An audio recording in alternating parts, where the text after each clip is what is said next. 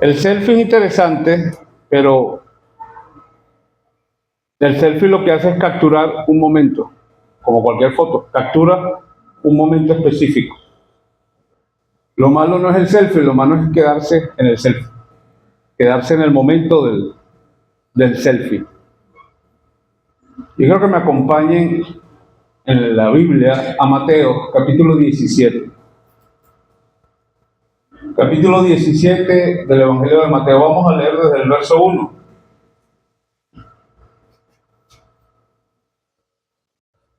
¿Ya lo tienen? No se ha escapado Mateo, sigue ahí. Dice Mateo 17 desde el verso 1. 6 días después, Jesús tomó a Pedro, a Jacobo y a Juan, su hermano, y los llevó aparte a un monte alto. Y se transfiguró delante de ellos, y resplandeció su rostro como el sol, y sus vestidos se hicieron blancos como la luz. Y he aquí les aparecieron Moisés y Elías, hablando con él. Entonces Pedro dijo a Jesús: Señor, bueno es para nosotros que estemos aquí. Si quieres, hagamos aquí 3 enramadas, una para ti, otra para Moisés y otra para Elías. Mientras él aún hablaba, una nube de luz los cubrió. Y he aquí una voz desde la nube que decía: Este es mi Hijo amado, en quien tengo complacencia, a él oíd. Al oír esto, los discípulos se postraron sobre sus rostros y tuvieron gran temor. Entonces Jesús se acercó y los tocó y dijo: Levantaos y no temáis. Y alzando ellos los ojos, a nadie vieron, sino a Jesús solo. Señor, bendice tu palabra. Permite, Señor, que tu palabra haga nido permanente en nuestra mente y en nuestro corazón. Permite que caminemos contigo, porque tu palabra nos convence. En el nombre de Jesús. Amén. Hoy día, una de las quejas que escuchamos, y es cierta, es que vivimos una era de lo instantáneo. Todo es de allá para allá. Todo es así. Antes pedíamos, si alguien tenía ganas de comer, tenía que ir a un restaurante y no tenía comida en su casa, ¿verdad? Ahora levanta el teléfono, el celular y hace un pedido, un delivery, pide un delivery. Pero si el delivery no llega rápido, nos ponemos bravos. Y antes lo más rápido que nos podía pasar es que tardáramos más o menos 40-45 minutos, depende de la distancia en la que estuviéramos del restaurante, para llegar al restaurante a hacer el pedido. Y ahora, porque el delivery tarda 15, nos ponemos furiosos. ¡Qué horror! Media hora y no ha llegado el delivery. No le voy a pagar. No le voy a dar propina. Porque nos hemos acostumbrado a una cultura de lo instantáneo, de ya, de lo inmediato. Y saben que, lamentablemente, esa cultura de lo inmediato también ha permeado la iglesia. Esa cultura de lo instantáneo también ha empezado a entrar en la iglesia. Yo no sé si ha empezado o ya entró, pero está dentro de nuestra cultura espiritual. Vivimos una era instantánea donde nos gusta es capturar el momento, el selfie, y publicarlo, ¿verdad? Capturamos y publicamos, y a veces nos enfocamos más en la publicación que en vivir el momento.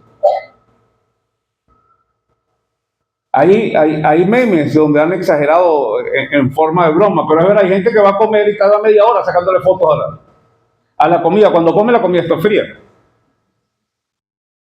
Vive más, o sea, disfruta más el publicarle el hecho que el hecho en sí mismo. En la iglesia está pasando lo mismo. No nos damos cuenta, pero está pasando lo mismo. Vivimos el momento, la emoción, y no la profundidad. Y saben, el título del mensaje que el Señor nos tiene hoy es: Jesús es el camino verdadero, no un selfie espiritual.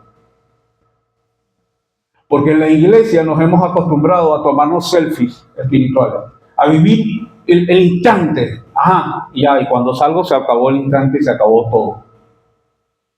Y no vivimos la profundidad. Y Jesús es el camino, él mismo se definió como el camino, la verdad y la vida. Lo vamos a ver más adelante en este mensaje. pero es el camino, no un selfie, no una instantánea, no un momento, nada más. Una foto fugaz es un selfie, un momento emotivo, una declaración superficial que nos hace sentir bien con nosotros mismos. Ese es el selfie. Y hemos llevado a Jesús, o hemos pretendido la relación con Jesús en base a un selfie. Y yo lo he llamado, lo titulé, yo lo bauticé, lo voy a patentar. Selfie espiritual. Esta tendencia de la superficialidad últimamente y de la moda instantánea ha sido un boom en los últimos años. Tal vez a raíz de la pandemia ha sido peor. Pero ya venía gestándose hacía tiempo. Y yo creo que me entiendan bien lo que voy a decir porque me voy a meter en un lío. Por favor, no quieran linchar al predicador. Por lo menos de mi chance de ir. Esa idea del instantáneo que ha venido permeándose desde hace rato, no desde la época de las redes sociales, venía de antes. Nos ha llevado a pensar que, y entienda que no lo digo en sentido peyorativo, que la simple oración de fe me hace salvo. Ya, yo confesé. Usted le pregunta a alguien, ¿usted es creyente? Sí, yo hice profesión de fe, yo hice oración de fe. Eso no es garantía. Yo sé que suena feo lo que estoy diciendo y duro, pero no es garantía. La simple, y entiéndame, no estoy en contra de la oración de fe, lo vamos a hablar más adelante, pero la oración de fe no es lo que me hace salvo, lo que me hace salvo es el poder de Dios a través del arrepentimiento.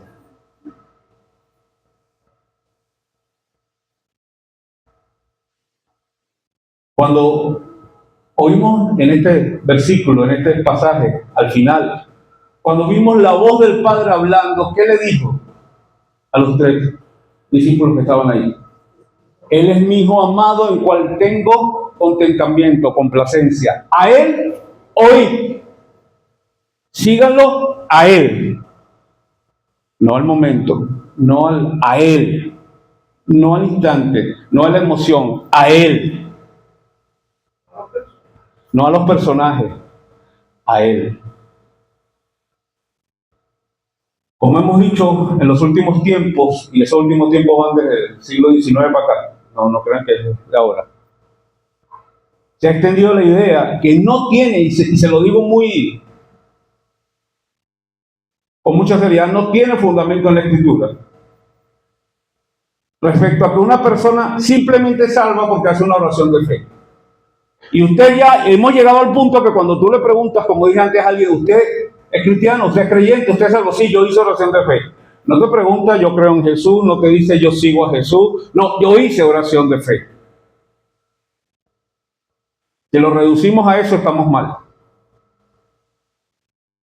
No hay base en la Escritura para eso. La Escritura no dice que la salvación viene por una oración de fe. La salvación viene por el arrepentimiento y el caminar con Jesús.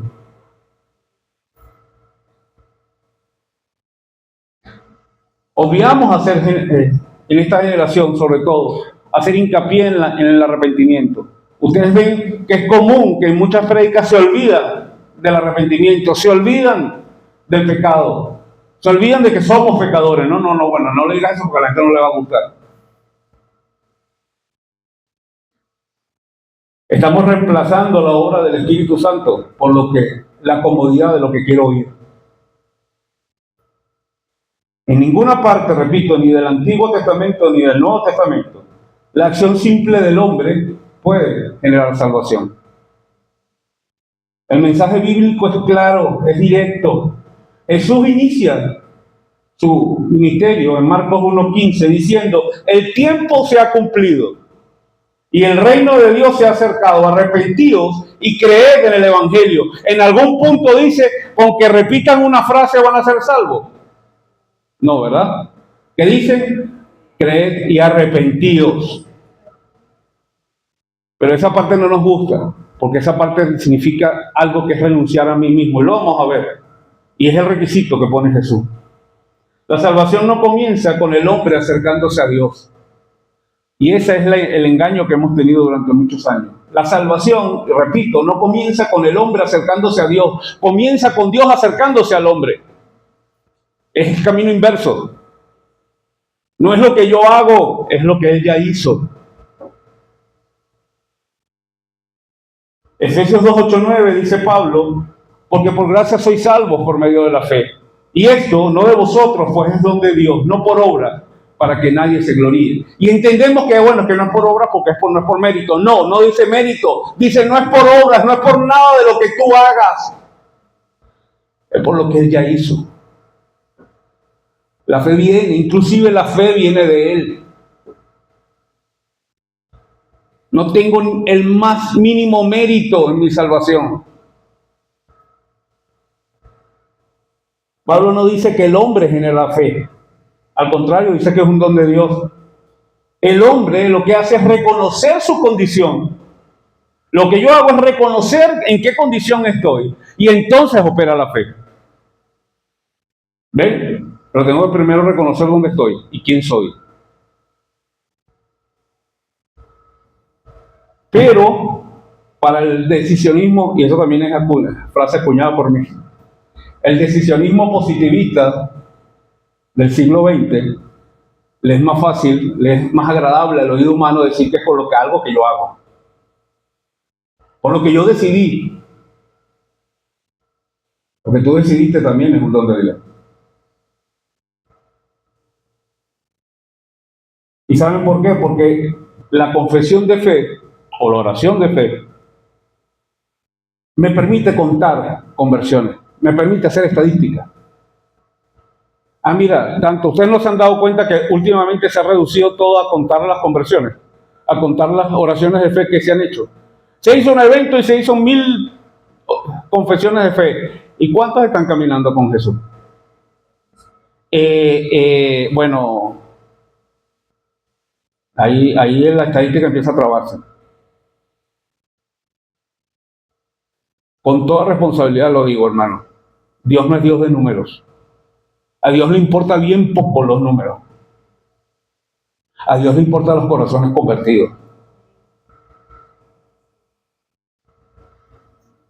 En la Biblia solo una vez Dios ordenó hacer una estadística, fue Moisés, y fue para dejar constancia de la gente que salía de Egipto. Pero cuando a David se le ocurrió hacer un censo, sabemos el desastre que ocurrió. Porque a Dios no le importan los números. Digamos en criollo actual, Dios no come con números. Los números le importan bien poco.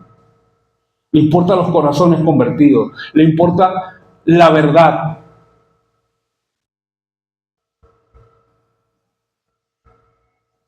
Pero la oración de fe se presta más. No, entiéndanme, no estoy en contra de la oración de fe. Lo que estoy en contra es de pensar que eso solo genera salvación.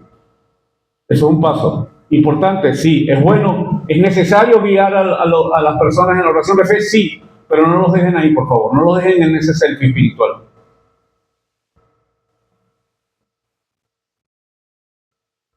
En medio del ruido, de la información, de las miles de voces que oímos al mismo tiempo, la cantidad de voces entre Instagram, Facebook nada más lo usamos los viejos.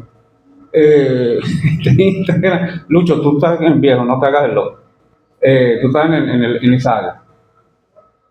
TikTok, todas las redes sociales, la cantidad de voces que oímos al mismo tiempo todos los días, al mismo tiempo. Es como para volverse loco y esa es la idea. Pero la pregunta válida en medio de todas esas voces sigue siendo la misma de siempre. ¿A quién escuchamos? ¿A quién escucharemos? ¿Y a quién seguiremos?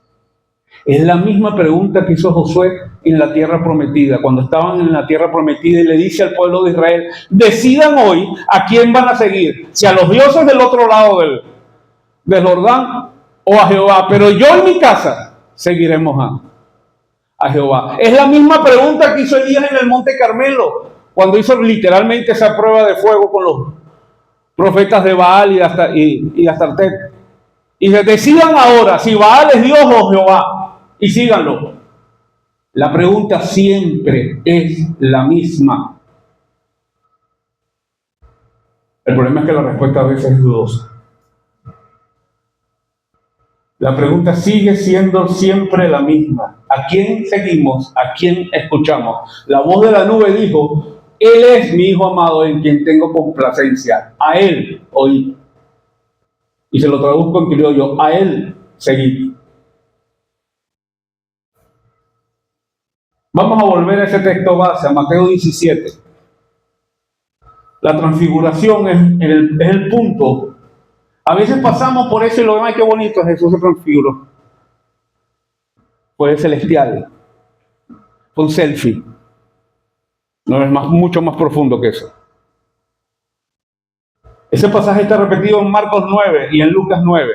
Marcos 9 del 2 al 10 y Lucas 9 del 28 al 36. No lo vamos a leer, pero en Lucas aporta un dato interesante. En Lucas sí dice de qué estaban hablando Jesús con Moisés y Elías, y estaba hablando de lo próximo que iba a pasar. De la entrada en Jerusalén, del sacrificio. Estaban hablando de eso. Allí en ese monte, al lado de Jesús, aparecen dos figuras que histórica y teológicamente son monumentales: Moisés y Elías. Pero ¿por qué ellos dos? ¿Por qué Moisés y Elías? ¿Por qué no otro? ¿Por qué no Isaías? ¿Por qué no Jeremías, Ezequiel? ¿Por qué no el rey David? ¿Por qué Moisés y Elías son los que aparecen en ese monte? Uno dirá: bueno, es que Elías no se murió. Bueno, pero Moisés sí. Así que no es por eso. ¿Por qué Moisés y Elías? ¿Qué representan esos dos? Moisés representa la ley, la Torá, el pacto inicial, el establecimiento de Dios, de la relación formal de Dios con los hombres, y también la incapacidad de los hombres para cumplir los mandamientos de Dios. Cuidado, representa las dos cosas. ¿Y qué representa Elías? Los profetas, en hebreo Neviín, los que anunciaban lo que Jesús vino a consumar. Y me voy a detener un punto en este, y me voy a seguir, hoy decidí meterme en problemas. Me voy a seguir metiendo en problemas. Pero así como hay un montón de mensajes que parecen selfies espirituales, hay un montón de mensajes y de doctrinas que no sé de dónde salieron. Bueno, sí sé de dónde, pero no quiero decirlo. Sobre los profetas del siglo XXI. Hermanos, entendamos algo. El capítulo 9 de Daniel dice que una de las funciones del Mesías es, corríjanme si no estoy equivocado, sellar la visión y la profecía. Se selló. La profecía es para edificar. ¿Cuál era la misión de los profetas? Edificar al pueblo, decirle al pueblo que tenían que hacer. ¿Había una actividad predictiva de los profetas? Sí, porque predecían lo que les iba a pasar, anunciaban lo que les iba a pasar por no seguirlo, y pasó, por supuesto. Pero la función del profeta no es adivinar el futuro. Si quiere adivinar el futuro, vaya a consultar a un astrólogo, no se lo recomiendo. Pero un profeta no está, un profeta está para edificar, para dar palabra de Dios, para hablar en el nombre de Dios, no para decir sandeces sobre el futuro.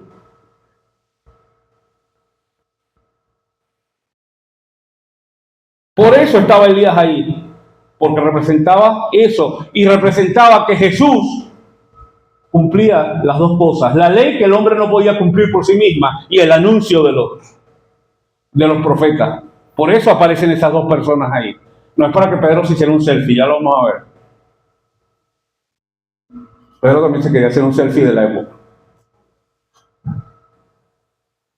Moisés y Elías estaban allí. ¿Por qué? Porque su labor ya había terminado.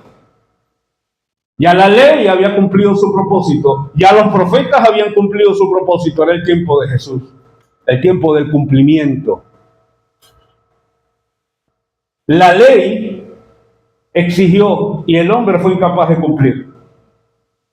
Los profetas anunciaron y llegó Jesús. Todo se consume en Jesús. Ahora entendemos la voz al final. Pero en ese momento en que están los tres, me imagínense las tres figuras que estaban ahí, ¿no? Jesús, Moisés y Elías, conversando de paso. Pedro, siempre Pedro, pobrecito, alguien tenía que ser. Pedro, ojo, cuidado, con muy buena intención, pero con una buena intención y un entusiasmo que está relacionado con la emoción y no con la orden de Dios, no con la voluntad de Dios.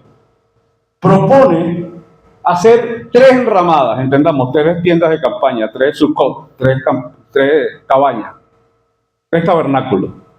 Uno para Elías, uno para Moisés y uno para Jesús. Quería el selfie. Y continúa y nos quedamos aquí, no, por supuesto, no es más que se queden ustedes nada más, es para que nosotros nos quedamos aquí con ustedes. El momento. Pero así como le pasa a Pedro, nos pasa a nosotros. Vivimos los momentos y como vivimos en la emoción, nos queremos quedar en el momento. Hacer las enramadas ahí, nos quedamos ahí. Pero como no nos podemos quedar físicamente, porque el DeLorean era el año 85, los que son de mi época saben lo que estoy hablando. Back to the Future, ya no puedo volver al futuro.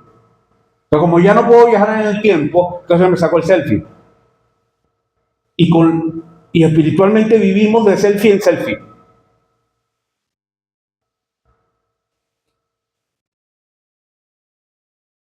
Pero cuando él dice, hagamos las tres enramadas, una para ti, una para Moisés y una para Elías, y nos quedamos aquí. Vamos a sacarnos un selfie, Jesús. Y nos quedamos así, capturamos el momento. Justo ahí, justo en ese momento, dice que él no había terminado de hablar cuando lo cubren a todos, a ellos tres, y a Moisés, a Elías y a Jesús, y a los tres, Jacobo, Pedro y Juan. Los cubre una nube. ¿Ustedes miren cómo lo describe la Biblia? Una nube de luz. Está como una luz gaseosa, pues, vamos a llamarlo así. Y es difícil de... ¿Qué los cubrió? La misma nube que acompañó a Israel 40 años en el desierto. La Shekinah de Dios. Pero en medio de esa nube, en medio de una manifestación del Espíritu Santo gloriosa, se oye la voz del Padre. Tuvieron un privilegio esos tres, por cierto, Jacobo, Juan y Pedro, porque oyeron la voz del Padre. ¿Y qué dice la voz del Padre? Que dice que retonaba, que retumbaba como: Él es mi Hijo amado. A Él oí. Pedro, olvídate de las enramadas, síguelo a Él. Vamos a ponernos en el siglo XXI. Me voy a poner yo para no ponerlos a ustedes. Humercindo, olvídate de los selfies espirituales, síguelo a Él. Olvídate de los momentos, de los instantes.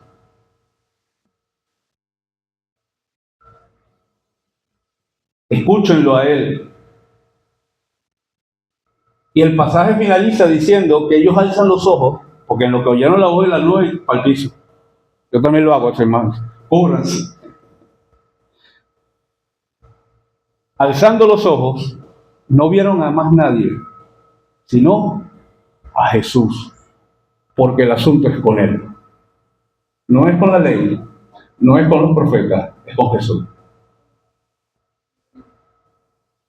Qué verdad tan poderosa para la iglesia de hoy. No es con lo que te dice el hombre. Me voy a seguir metiendo en el lío.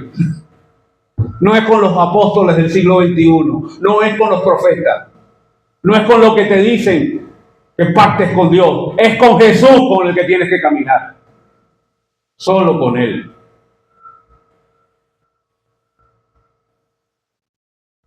No hay otro mediador, no hay otro sacrificio, no hay otra obra, no hay otro fundamento.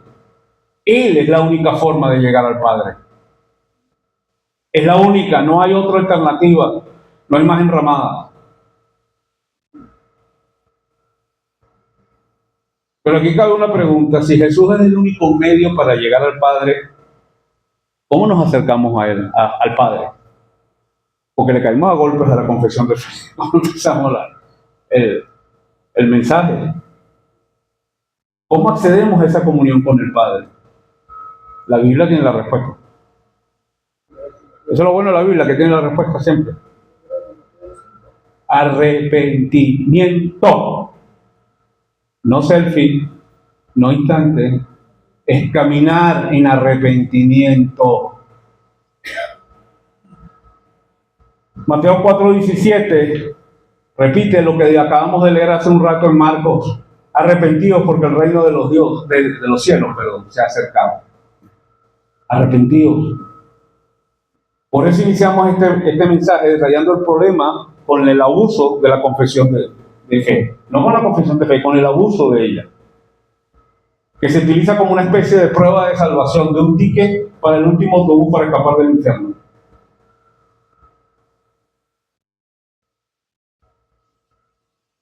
Pero el arrepentimiento bíblico que aparece en el Nuevo Testamento, la palabra griega es metanoia.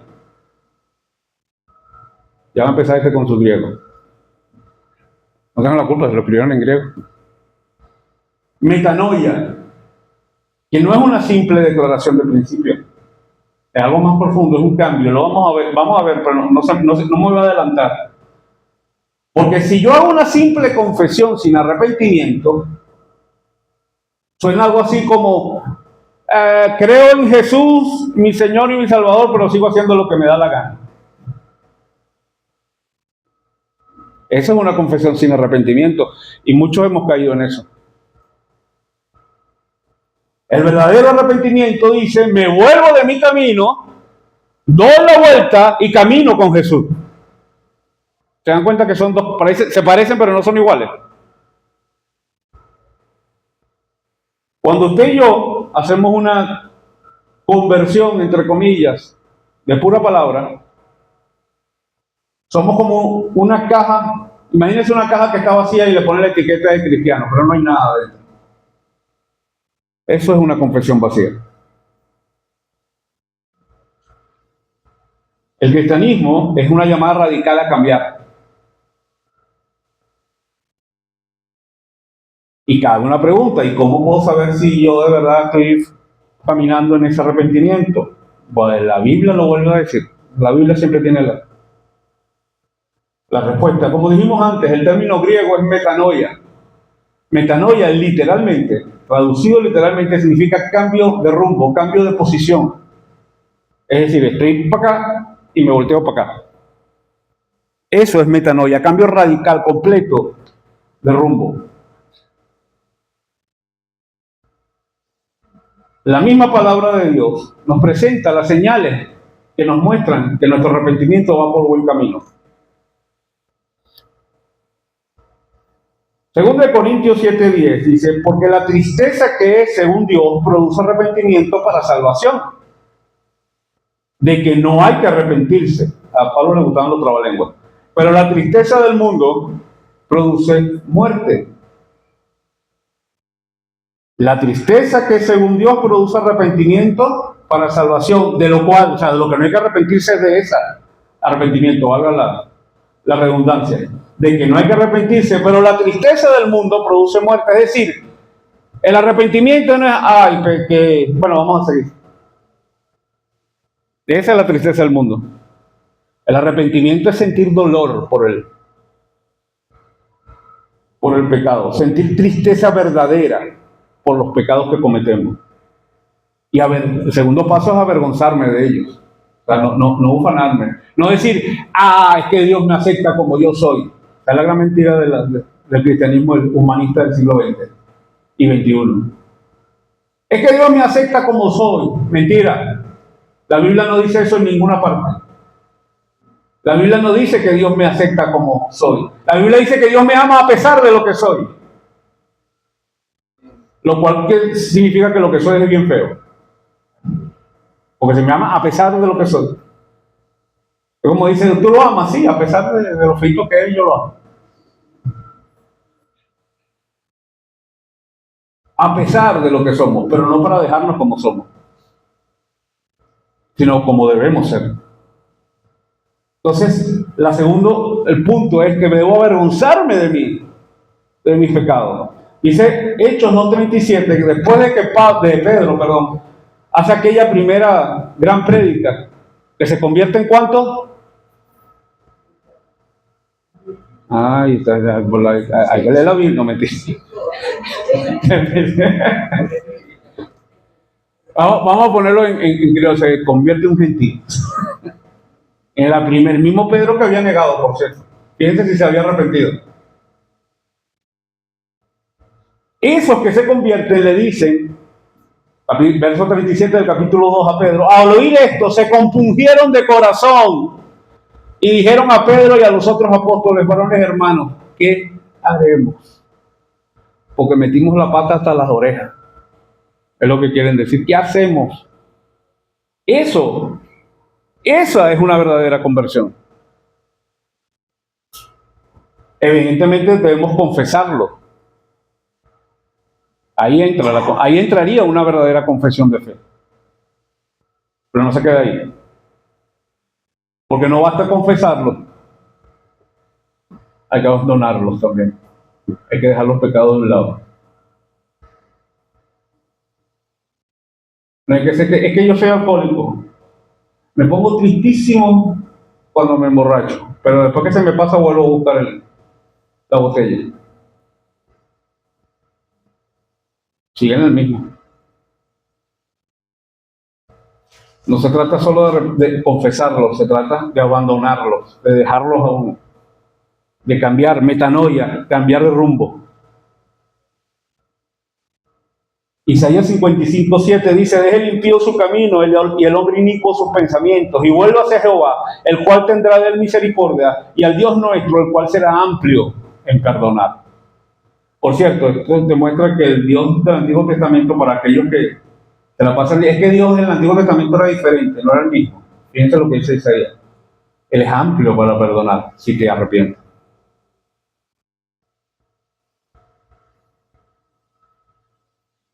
Y evidentemente, entonces tengo que, a partir de ese momento, hacer lo contrario de lo que hacía.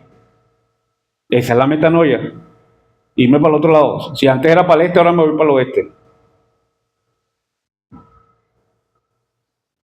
Pablo, en Hechos 26, cuando habla ante el rey Agripa, hace una pequeña reflexión de lo que él hacía. ¿Se acuerdan de Pablo? Lo que él hacía, ¿verdad? ¿Qué hacía Pablo? Perseguir a la iglesia. Es más, consintió en la muerte, o sea, fue cómplice del asesinato, porque fue un asesinato de Esteban. Fue un asesinato porque legalmente no había razones para hacer lo que hicieron. Él consintió en esa muerte, él perseguía a la iglesia, él iba a Damasco con cartas para arrasar con los cristianos, y con lo que le arrasaron fue con su forma de vida, porque se le apareció el mismo Jesús. Y él, narrándole eso a Agripa en el capítulo 26 de Hechos, en el verso 20, dice, sino que anuncié primeramente a los que están en Damasco, a aquellos que iba a perseguir, y en Jerusalén, y por toda la tierra de Judea, y a los gentiles, que se arrepintiesen y se convirtiesen a Dios, haciendo obras dignas de arrepentimiento. ¡Wow! ¡Qué cambio el de Pablo!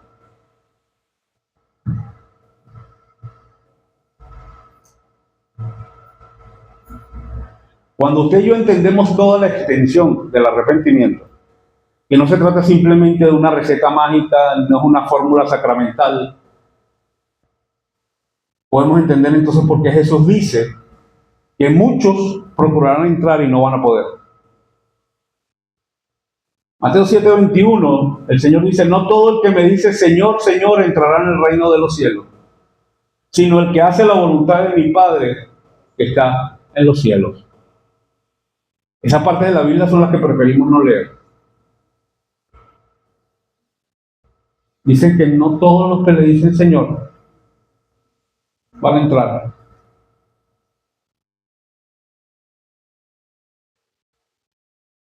Es posible invocar su nombre y no conocerlo. Es posible vivir de cabeza en las actividades de la iglesia. Eso es lo que voy a decir, va a sonar feo. Es posible vivir de cabeza, metido frenéticamente en las actividades de la iglesia y no conocer a Jesús.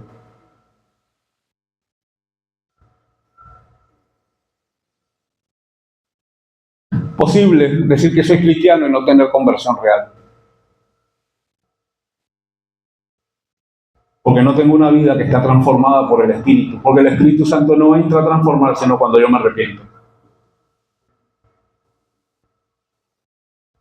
Pero últimamente se ha puesto muy de moda predicar un evangelio sin arrepentimiento, sin santidad, un mensaje que promete cielo sin renuncia, perdón sin obediencia y salvación sin señorío. Y eso no existe.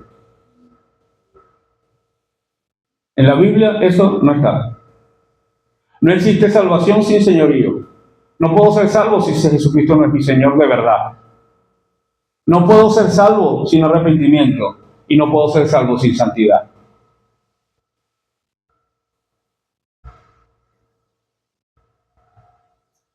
Lucas 9:23 dice Jesús, y decía a todos, si alguno quiere venir en pos de mí, niéguese a sí mismo, tome su cruz y sígame.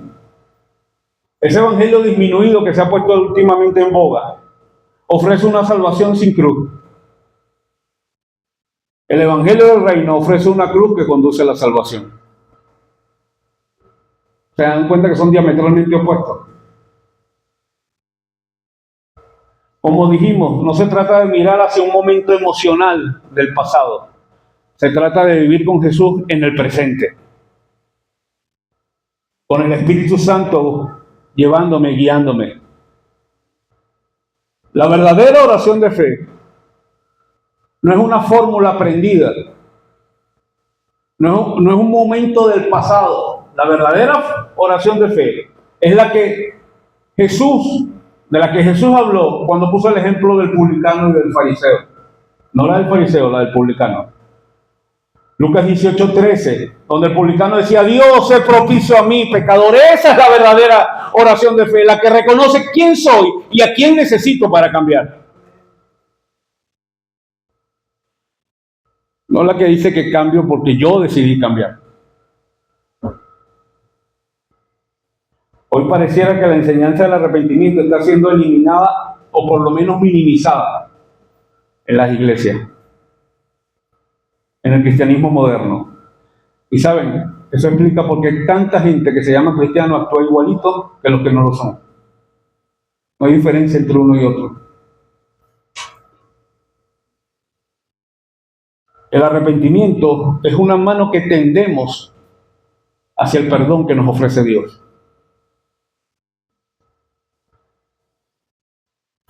Para recibir un don que es inmerecido, sin el cual no tenemos acceso al Padre.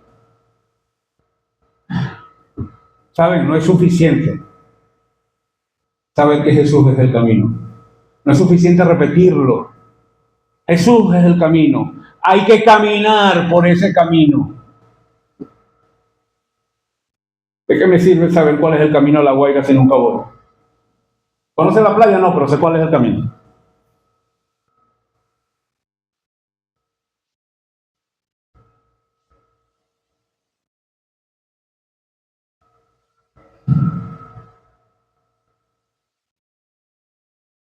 Hoy, hermano, la iglesia debe de tener su momento. Y honestamente evaluarse. Porque yo me temo que hoy, en el mundo de hoy, al igual que Pedro en el monte de la transfiguración, estamos preparando enramadas para nuestra comodidad, para nuestra doctrina, y no estamos siguiendo a quien tenemos que seguir. Vivimos en momentos emocionales. Queremos vivir de esos selfies espirituales. Estamos atrapados en las emociones del pasado y estamos olvidando caminar en el presente con Jesús.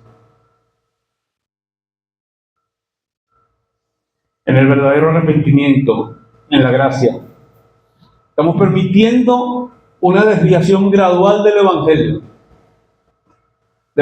del reino, el Evangelio que proclama la santidad, el arrepentimiento, y estamos abrazando un Evangelio del hombre. Ese Evangelio del hombre sustituye la predicación de la cruz por la autoayuda y el positivismo. Ese evangelio humanista reemplaza el sacrificio y la negación propia por la teología de la prosperidad y la materialidad. Y cierra el camino al Dios que ya nos dio todo en Cristo, porque nos concentramos en lo que Dios me puede dar ahora. Y nos olvidamos de todo lo que ya nos dio en Cristo. Ese evangelio humanista está cambiando la pasión por Cristo. Y entiéndame lo que voy a decir, porque lo que voy a decir es complicado. La pasión por Cristo la estamos sustituyendo por un activismo frenético. Más eventos, más actuaciones, más y menos Cristo. Estamos huyendo del verdadero encuentro en el monte, por lo que yo puedo hacer. Estamos transformando la verdadera convicción por simples cumplimientos formales. Asistir a la iglesia, yo ofrendo, yo diezmo, yo asisto a la iglesia, yo voy a una célula y caminas con Jesús. También hay que hacer eso. ¿Sí? Y saben, lo más peligroso de todo, ese evangelio humanista toma la palabra de Dios y la usa como una especie de conjuro mágico. O peor aún, la usa como una herramienta para justificar sus propias decisiones y sus propias convicciones y sus doctrinas sin fundamento alguno. Eso hace que no permitamos que la Escritura nos transforme, sino que estamos transformando en la Escritura en lo que nosotros queremos, y esa no es la labor. Hermanos, a mí me costó mucho escribir esto. Me costó mucho. Primero porque Dios confronta a uno, ¿no? No crean que es que yo... Y segundo, porque siempre está la vocecita que no está en el oído izquierdo, no en el derecho. La vocecita dice, no, y cuidado con eso, que le va a caer mal a los hermanos. Cuidado con eso que soy, vas a caer gordo, y ya yo que soy gordo, imagínense, se le caigo más gordo. Cuidado con lo que dice, no digas eso, no les va a gustar. Yo nunca vi en la Biblia a Jesús cuidándose si lo que le iba a decir a la gente le gustaba o no. Ni a Pedro, ni a Pablo, ni a Juan, ni a ninguno. Es más, mucho de lo que decía Pedro, Pablo, Juan y Jesús caía gordo. Caía pesado. Cuando una mujer, Tirofenicia, vino a decirle que su hija estaba enferma, al Señor Jesús no se le ocurrió nada mejor que decirle, lo bueno no se le debe dar el pan de los hijos de los perrillos. Pero bien, pero dímelo, pero sin insultarme. Cuando habló con la mujer samaritana en el pozo de Siquén, y cuando ella le dice, después de todas las cosas que él decía, me parece que eres profeta. Y él dice, anda a buscar a tu marido y tráelo, porque era correcto. Un hombre y una mujer en un sitio solo en esa época no estaba bien visto. Ya hemos hablado mucho, anda y trae a tu marido. Y la mujer, que sí sintió arrepentimiento, avergonzada, le dice, no tengo marido. O sea, le dijo una verdad a él. Y Jesús le dice, bien has dicho, porque 5 maridos has tenido y el que ahora tienes no es tu marido. No fue nada suave Jesús.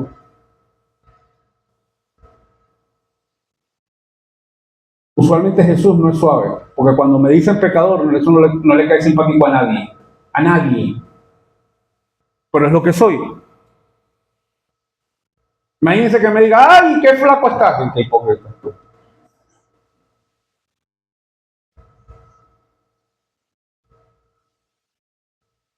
El otro día un amigo que hace años no, pero hace un tiempo que no nos veía, me dice, estabas más flaco. No, en el caso mío es menos gordo. No sea hipócrita. Es menos gordo, no más flaco. Jesús decía las cosas como eran. Pablo las decía como eran. A Gálatas, a los Gálatas los llamó insensatos, que es algo así como llamarlos tontos.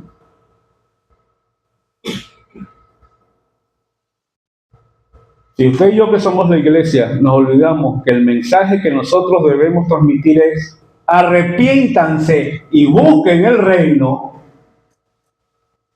y lo sustituimos por confiesen y sean bendecidos. Se parecen pero no son iguales. El objeto del evangelio del reino no es bendecir. La bendición es el adjunto, es el anexo, es el añadido. El objeto es exaltar al Dios de la gloria. El objeto es caminar en el lugar correcto. Es el evangelio del reino. Pero llevamos rato anunciando el evangelio de la salvación y no el evangelio del reino. Pero hace rato. Porque es que suena más bonito. Pero no me lleva al reino. Y entonces corro un riesgo grandísimo de estar en aquel grupo del cual Jesús dice, y se le presenta, cuando están frente a él, y le dicen, Señor, en tu nombre echamos fuera demonios, en tu nombre profetizamos, en tu nombre. Y Jesús se les queda viendo así y le diga, apartados de mí, no os conozco, hacedores de maldad. ¡Wow! Pero ellos eran convertidos. No, ellos eran convencidos, que era otra cosa. No se habían transformado. Ellos sabían que Jesús era el Señor. Los demonios también lo saben. Están segurísimos, lo conocen desde la eternidad. Pero no lo siguen. Tienen una incapacidad de seguirlo.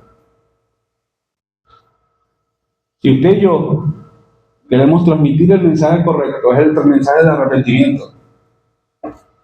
No el de, ay, Jesús me va a dar todo lo que yo quiero. Porque a lo mejor no me da, sino que me quita. ¿Te has visto caso? Pregúntele a Job. Porque es fácil juzgar a Jonás, ¿verdad? Porque, bueno, pero dice que lo mandaron para allá y él se fue para allá. Y por eso se lo tragó la ballena, el pez, lo que fuera. ¿Verdad? Porque es desobediente, lo mandaron para allá y él se fue para allá. Y Job era desobediente. Si yo no me equivoco, el primer capítulo de Job empieza Dios hablando. No empieza Job, no aparece Job, lo nombran. Y es Dios, sin que nadie le diga nada, sin que nadie le pregunte por Job, quien dice a Satanás, por cierto, ¿viste a mi siervo Job? Varón perfecto, recto, temeroso de Dios y apartado del mal. Ojalá Dios pusiera un currículum para mí así. Perfecto, recto, temeroso de Dios, apartado del mal. Y entonces, y Satanás le dice, claro, porque tú lo cuidas, sácale la protección para que tú veas. Bueno, tócalo. Menos mal que Job no estaba ahí, pues le diría a Dios, no me ayudes, déjame solo. Perdió todo. Pero ¿sabes algo que no perdió Job? Su integridad. Perdió todo, pero siguió siendo varón recto, temeroso de Dios, perfecto y apartado del mal. Porque dice, Jehová dio y Jehová quitó. Bendito sea el nombre de Jehová.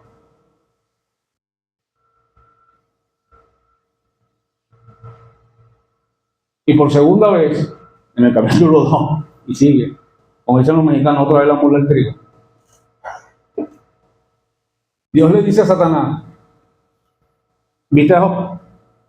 Aunque tú estás hablando tonterías, ¿no? Vamos a traducirlo al lenguaje actual. Aunque tú hablaste tonterías de Job y yo permití que tú lo tocaras, fíjate, perdió todo y no perdió su integridad.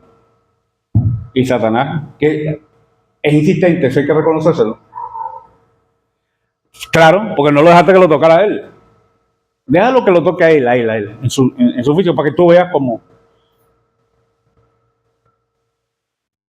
Y lo tocó en el físico. Le había quitado todo, menos a la suegra y a la esposa. Bueno, digo yo a la suegra, menos me imagino, porque si era para hacer mal. Y la esposa le dice, ay, todavía sigues ahí, reteniendo tu integridad. Fíjense, no estaba hablando la esposa precisamente, estaba hablando otro ente. Retienes aún tu integridad. Ay, maldice a Dios y termina de morirte.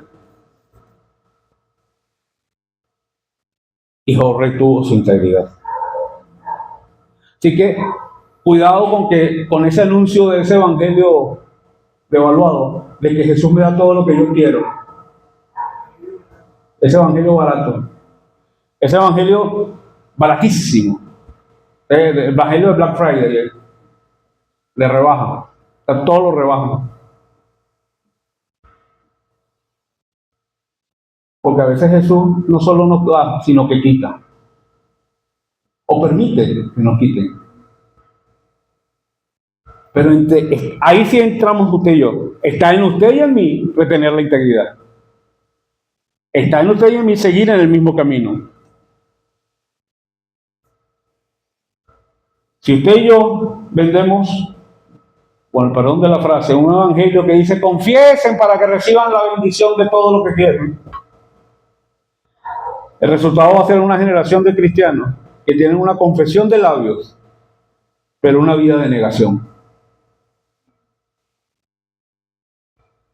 Una confesión de labios, pero una vida de negación. Que solamente saben hablar del Señor, pero no, que nunca han sido transformados por su señorío.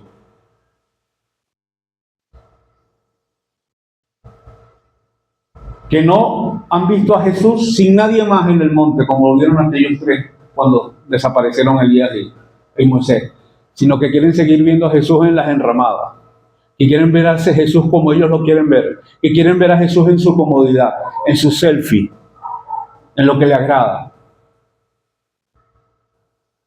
La escena del monte de la transfiguración es una llamada para nosotros, y dados los tiempos, cuidado sea una llamada final. Cuando los discípulos levantaron los ojos, vieron solamente a Jesús. Ya no estaba Moisés, ya no estaba Elías. Él es el único camino al Padre, guiado por el Espíritu Santo. Hoy el Señor nos está llamando como iglesia al arrepentimiento verdadero, al que va más allá de la formalidad, más allá de la etiqueta religiosa. El Señor nos dice hoy, olvídense de las tres enramadas, porque a veces olvídense, arrepiéntanse de hacer esa enramada a la superficialidad, esa enramada de permitir que nuestra fe sea solo una capa exterior, un barniz, sin raíz profunda. Arrepiéntanse de esa enramada del egoísmo, de usar el evangelio para lo que yo quiero y como yo lo quiero. Arrepiéntanse de la enramada de la manipulación, de usar la Biblia para justificar lo que yo soy y no para transformarme en lo que debo ser.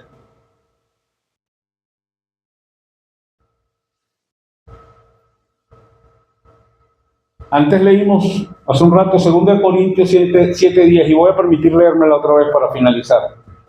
2 Corintios 7:10 dice, porque la tristeza, el trabalenguas de Pablo, que según Dios produce arrepentimiento para salvación, de que no hay que arrepentirse, pero la tristeza del mundo produce muerte.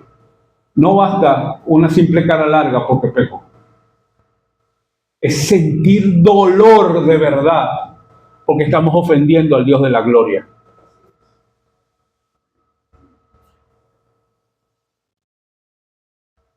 Es la decisión de quitar todo lo que me impide ver a Jesús como Señor. Todo, quitarlo del medio. Hermanos, pongámonos en pie, por favor.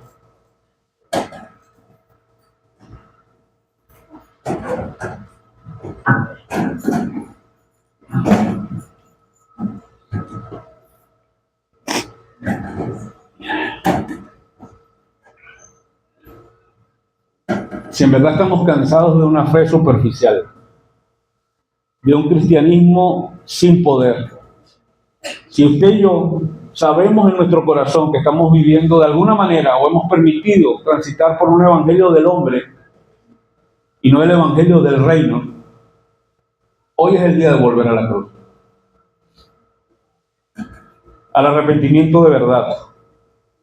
Volvamos los ojos, quitemos las enramadas para el materialismo, para el egoísmo, para la autosuficiencia. Iglesia, les voy a pedir que cierren sus ojos y no oigan mi voz. Voy a hablar, pero traten de pensar que no es mi voz la que está hablando. Oigamos al Padre que dice: este es mi Hijo amado, a Él oí. Iglesia, es el momento de oír a Jesús, de seguir a Jesús, de caminar en Jesús y de olvidarnos de seguir haciendo selfies para el momento, de olvidarnos de las instantáneas del pasado y de vivir en el presente con Cristo. Es el momento de decirle al Señor: tú eres el Rey, tú eres el Señor, yo me rindo a ti. Señor, permite hoy que nuestros corazones se rindan completamente a tu presencia, caminen completamente en ti que eres el camino y busquen la verdad del Evangelio del Reino. Permite que cuando salgamos a la calle seamos esos agentes del reino que proclaman al mundo: arrepiéntanse, porque el reino ha llegado. Permite que digamos, vivamos y transitemos constantemente en la verdad. Gracias, Señor.